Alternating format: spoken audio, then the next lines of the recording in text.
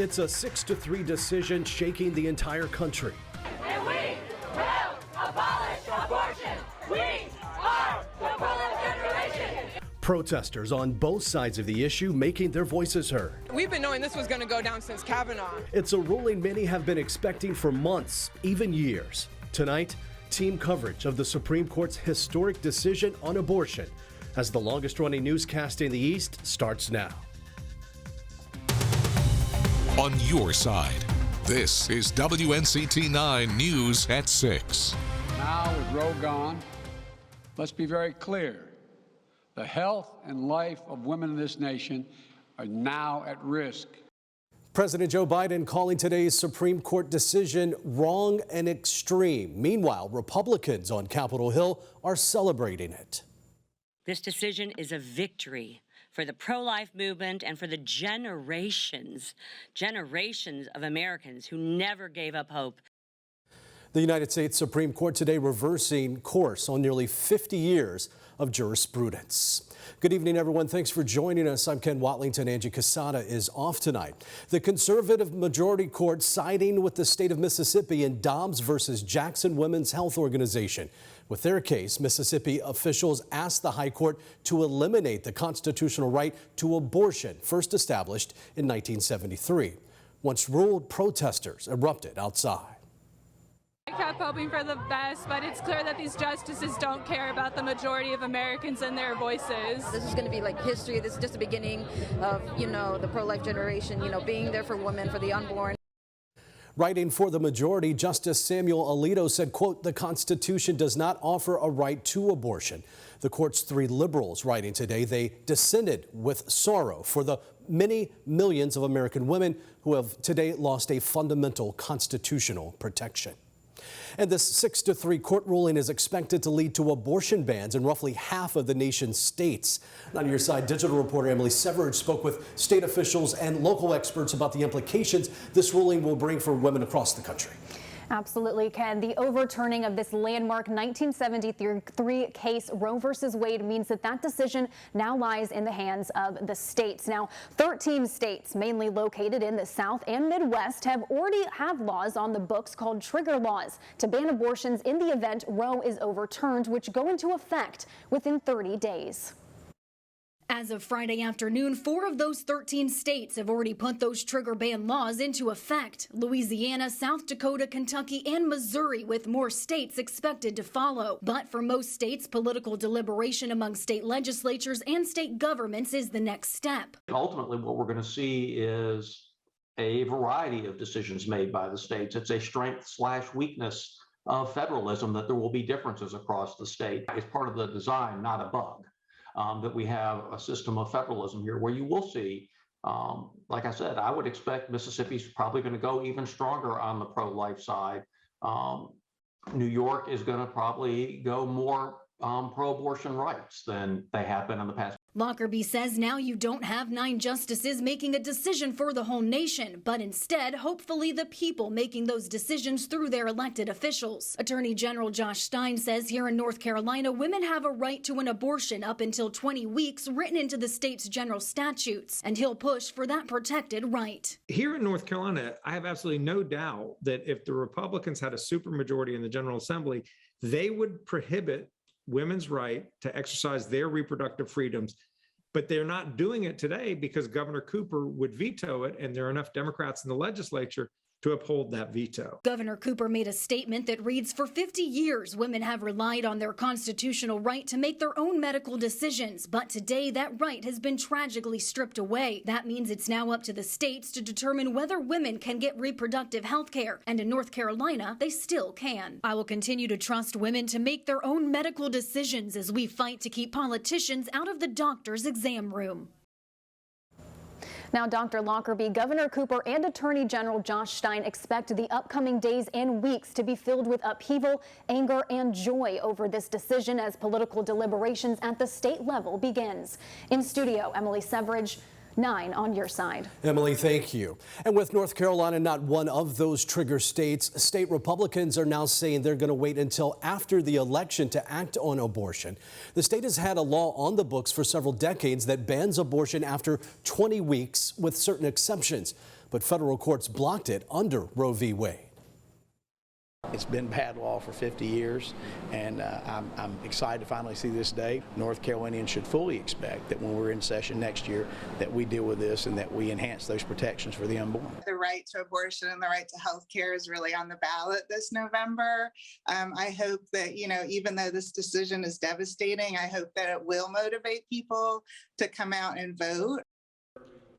Republicans say they aren't rolling out any new restrictions now because they know Democratic Governor Roy Cooper will veto them and they don't have the votes to override him.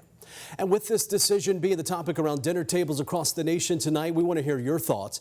In tonight's Vote Now on 9 poll, we're asking you, are you in favor of the Supreme Court's decision to overturn Roe v. Wade? To vote, head over to WNCT.com/vote or go to the free 9 on Your Side mobile app. Find Vote Now on 9 in the menu. You can see more of the results tonight on your late news. Speaking of your late news, we will have continuing coverage of today's Supreme Court decision starting at 10 o'clock on Eastern North Carolina CW and again at 11 o'clock right here on WNCT.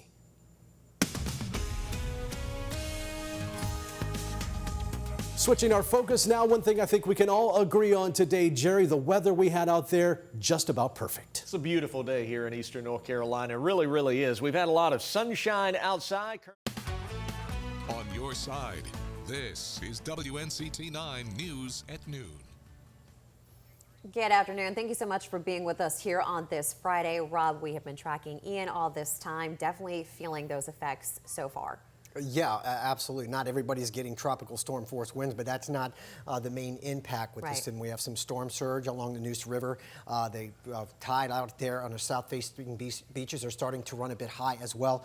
And we have more heavy rain on the way. We're not done with it. These feeder bands are starting to pick up in intensity, and we'll show you that in just a second. But right now, look at Atlantic Beach, already running a foot or two above normal, and this is with northeast winds all day. Now they're coming in onshore, so the next high tide could be even higher than that. As far as Ian is concerned, still 85-mile-an-hour winds as of the latest update is now making landfall between Charleston and Myrtle Beach as we speak. But these feeder bands are starting to intensify, and there is a long one that's going to be training across the forecast area, in particular for Carteret County and those counties along the Pamlico Sound overnight. So here's the track of it. It's on the move, which is a bit of good news. Forward speed is up to 14 miles an hour, which could help things out in the long run as it moves inland and weakens. But now these feeder bands, there's been a number of marine advisories already with a number of water spouts, at least indicated by radar signature. And as this continues to train across the area, we can't rule out some tornado warnings in the mix as we head all the way into tonight. It was one band a few hours ago, the very healthy system. The eye wall, what was the eye wall, opened up and it started to close up again as it approached landfall. So we're going to have to, it's a good thing this thing is moving inland. It didn't have more time to strengthen. With wind speeds right now, or should I say the gusts are up to 35 miles an hour at New Bern, likely to get a little bit higher as we head into the evening hours. So we're still looking at heavy rain, wind gusts, coastal flooding, 1 to 4 feet of inundation, and isolated tornadoes. All are on the slate through this evening. Right now, it's over to Julianne. Rob, thank you. And we take a live look this hour at Myrtle Beach, South Carolina. You can see that camera there covered in rain. The winds, though, we know are rough there and the waters are choppy right now as officials are declaring states of emergencies for the city and the entire state of South Carolina. And as we make our way up the coast, closer to home here, this is a live look at Frying Pan Tower just off our coastline. That camera there shaking in the wind as you see. Ian also making for some huge swells out there on the waters this noon hour. And even closer to home now, here in the east, Atlantic Beach is preparing for what's to come throughout the afternoon. Waves are already high in some areas along the Crystal Coast, and that is where we find Not On Your Side's Claire Curry. She joins us live now. Claire, how is Ian affecting the shore from what you're seeing? Yeah, Julianne, I'm here in Atlantic Beach near the Circle, and right now I'm under some shelter because it is sprinkling a little bit, and if I look out, some of the waves are looking pretty aggressive in the ocean behind me at the spot I'm at. Today I've been in touch with some officials in Carteret County, and they tell me they're already getting some calls about flooded roads in Morehead City and Beaufort. And as I was driving into the Circle, there were some spots of pooling water that I had to make some detours around. They also encourage everyone to not drive in any flooded roads for the time being. They also have received some reports of power outages throughout the town of Atlantic and along Highway 101. They say if there's any down power lines, do please call 911 and do not get close to them. But if it's just a power outage, you can go ahead and call your electric company and they'll get that taken care of. You can stay tuned with WNCT online and on air for any updates on the changing weather conditions. Live in Atlantic Beach, Claire Curry, 9 on your side. All right, Claire, thank you. And as we take a live look at Jacksonville today, we continue to monitor coastal areas in Onslow County and how they might be impacted. And on your side, Cheyenne Pagan is joining us live now from Jacksonville. She has the latest on what it's looking like down there. Cheyenne. Good afternoon, Julianne. It is raining. It's been raining on and off all morning long since I've been here working at 6 a.m. I spoke with Onslow County officials about an hour ago, and they told me they've seen some power outages throughout the county on and off all morning, and they've also seen some overwash in the North Topsail and Sneads Ferry area. We do know that Onslow County and the city of Jacksonville are actually under a state of emergency right now. They're doing this in preparation for Ian, and we do know that earlier this week when we spoke with them that they are staying prepared no matter what, and they're also urging residents to stay prepared as well. And they told us they are prepared for whatever Ian will bring to the area. Stay with us on air and on our website as we continue to monitor Ian and bring you updates. Live in Jacksonville, Cheyenne Pagan 9 on your side. Cheyenne, thanks for keeping us updated. And we go a couple counties north now as we look live here at New Bern. The eastern North Carolina town on the Neuse River is prone to flooding, and that's why we have our Emily Severich out there live right now to continue our team coverage. Emily, how are things looking where you are now? Yeah, Julianne, we've been out here since about 11 this morning now. The rain has certainly died down, but just as Rob was saying about those wind gusts here in New Bern, we are certainly feeling them. We are getting a lot of sideways gust of wind coming off of the water. And when that rain was coming down really hard earlier when we first got here, it was really big, heavy drops of rain just pelting at you. I am going to step out of the way to let our photographer Tony zoom in a little bit so you can see Union Point Park. We actually tried to set up there originally when we first got here, but Union Point Park is completely blocked off actually by police officers right now because of the amount of flooding in that area. So we actually had to make a detour. We're actually out here at Persimmons Waterfront Restaurant. I'm going to step back into camera for a second, but you could probably see a lot of the swells of those waves on the water. We've seen a lot of driftwood being washed up and a lot of people making some risky decisions, wading through some water. So like we're going to continue to say throughout today, make sure you're not driving through standing water. Just make some smart choices. Be safe when you're out there today if you do have to travel. We'll be back at 5 and 6 here in New Bern. Continue to stay with us here at WNCT for all updates when it comes to Ian. I'll throw it back to you, Julianne. Thanks so much. On your side, this is WNCT 9 News at 6. Day filled with hotter temperatures, obviously, than what we saw yesterday, and that's led to some instability that some showers and thunderstorms are able to talk about that in your complete Storm Team 9 forecast coming up. The longest running newscast in the East starts now. I feel hopeless, like there's really nothing actually we can do about it. We can't control anything. Now at 6, high gas prices are hurting everyone's pockets. Today, locals are reacting to the possibility of gas prices lowering soon as President Biden is calling on Congress to take action. New signage has been unveiled for Interstate 587, formerly US 264. I'm Adriana Hargrove, and I'll tell you more on the details on how this interstate can impact eastern North Carolina. Plus, COVID vaccines are now available for young children, where you can find them right here in the East. By suspending the 18-cent gas tax, federal gas tax, for the next 90 days, we can bring down the price of gas and give families just a little bit of relief. President Joe Biden calling on Congress now to act on the high gas prices across the country by suspending the federal gas tax. This as the national average for a gallon of gas is down in the last couple of days, but still high at $4.95. That's compared to a year ago when that price sat at $3.06 per gallon. And here in our state right now, the average sitting at $4.59 a gallon. That price also significantly higher than last year when you could get a gallon for the cheap price of $2.87. And the possibility of these lowering gas prices comes just weeks ahead of the busy 4th of July travel weekend. AAA says a record 42 million Americans will make a road trip of about 50 miles or more this Independence Day holiday, so lower prices at the pumps could make for an easier trip. The 18 cents per gallon tax the president is calling on Congress to suspend is normally used to fund repairs for major highways, but the administration says other money could be used in the interim. The president's plan is also expected to face opposition in Congress, where even Democratic lawmakers are divided. I want to get more data on whether this kind of savings would actually be passed on to the consumers. Is yet another gimmick, another Band-Aid, and something they know is dead on arrival up here in Congress. The president is also calling on states to enact their own relief. Here in North Carolina, lawmakers are discussing a $200 gas rebate to go out to all licensed adults by October. And locals and state officials in the East are reacting to the president's call today. The move would temporarily lift the 18-cent tax on gasoline and the 24-cent tax on diesel. Now, your side, Cheyenne Pagan joins us live outside of a gas station in Jacksonville now. And Cheyenne, what do people have to say about this news? Ken, Angie, the two locals I spoke with say they are just looking for some kind of relief at the pump, and they are hoping they see that relief soon.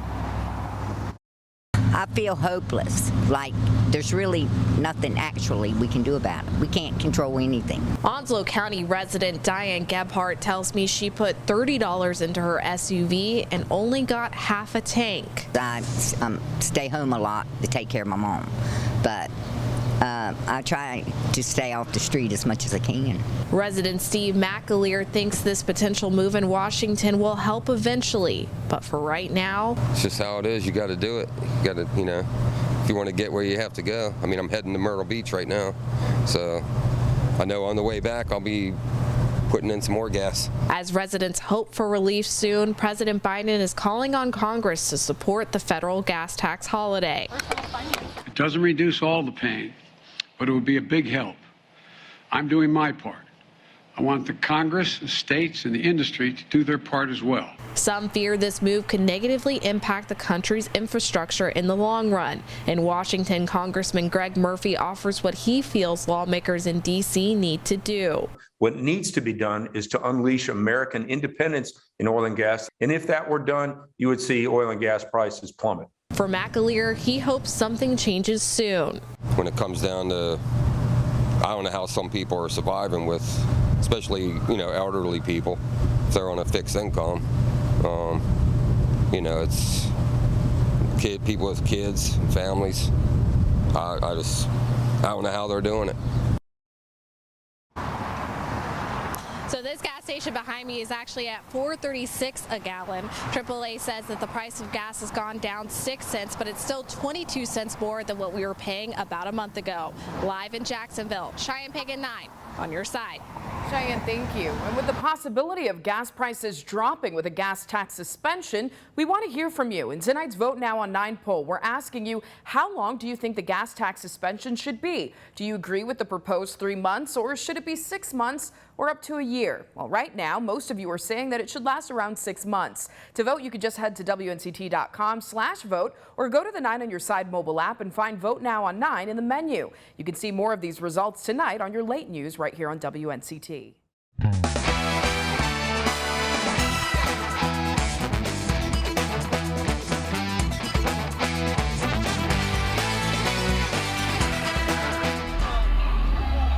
Hello, everyone, and welcome to Birmingham, Alabama. We're live at Protective Stadium.